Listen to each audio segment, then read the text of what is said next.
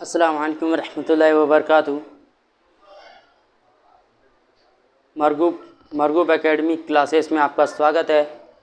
और मेरा यही कहना है, मेरे प्यारे बच्चों, मेरा यही कहना है, क्या हम जो पढ़ा रहे हैं और इसमें हर बुक्स यानी हर सब्जेक्ट का, यहाँ से उर्दू से लेकर उर्दू, हिंदी, इंग्लिश छोड़ दीजिए, इंग्लिश में उतना 10th में महत्व नहीं है, वो भी हम लेकिन लेकर आ जाएंगे। कुछ ही समय का लगता है लेने लाने में।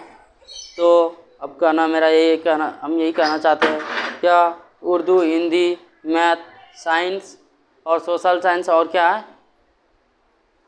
और एक संस्कृत भी लेकर आएंगे। हम सब हम पढ़ा देंगे, ऑल सब्जेक्ट हम पढ़ाने वाले हैं। और हम यही कहना है, क्या आपको जो समझ में नहीं आते होंगे तो आप नीचे में डिस्क्रिप्शन बॉक्स दिया गया है, उसमें जाकर आप चेक कर लीजिए।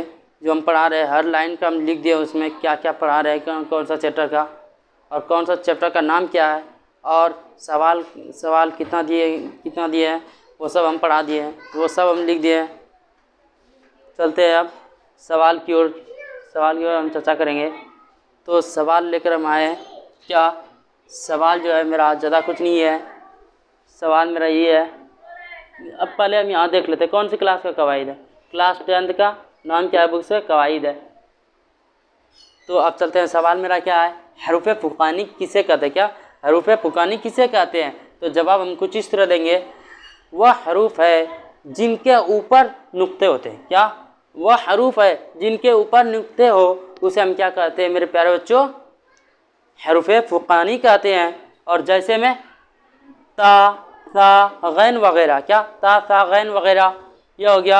अब मेरा क्या है, हरूफ तहतानी। और सवाल मेरा नीचे में सवाल क्या है, दूसरा सवाल, हरूफ तहतानी किसे कहते हैं? तो जवाब हम कुछ इस तरह लिख देंगे, वह हरूफ है जिनके नीचे नुक्ते होते हैं। क्या वह हरूफ है जिनके नीचे नुक्ते हो, उसे हम क्या कहते हैं मेरे प्यारे बच्चों, हरूफ तहतानी कहते हैं। और जैसे में बा, पा वगैरह, ये हो गया। अब चलते हैं आगे सवाल की ओर, देख लेते हैं मेरा क्या है सवाल।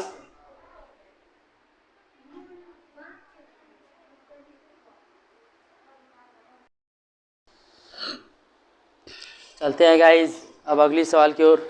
हम बोले थे क्या आगे देखते हैं सवाल क्या है। तो सवाल मेरा आ चुका है।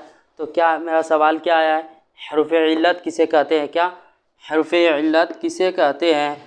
तो जवाब हम कुछ इस तरह लिख देंगे, वह हरूफ है जो तलफ़ुज़ में तकरीबन हर हर्फ के अंदर आए। क्या वह हरूफ है जो तलफ़ुज़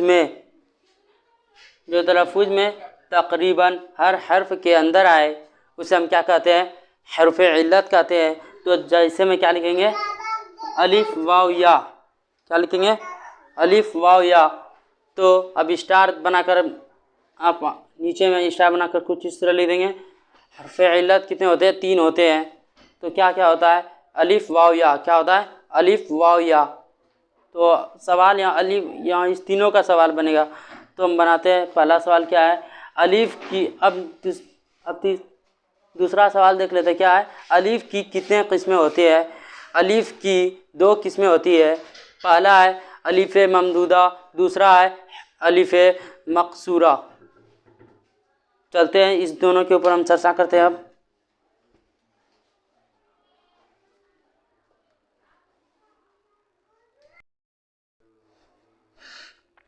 चलते हैं गाइस, हम इस दोनों के ऊपर चर्चा करेंगे बोल रहे थे, तो अब चर्चा कर देते हैं। क्या है अलिफ, मेरा सवाल क्या है, अलिफ ममदूदा किसे कहते हैं। क्या है, अलिफ ममदूदा किसे कहते हैं? जवाब हम कुछ इस तरह लिख देंगे, वह अलिफ है, क्या वह अलिफ जो खींच कर पढ़ा जाए। क्या वह अलिफ जो खींच कर पढ़ा जाए, जैसे आज, आम वगैरह।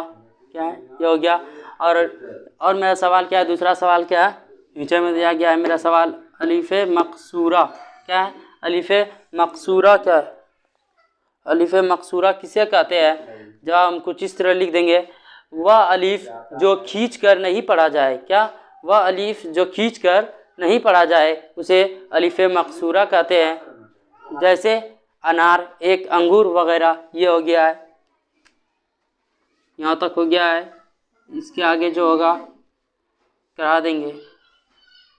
इसके आगे की तैयारी हम अगली वीडियो में डाल देंगे। और हम चलते हैं।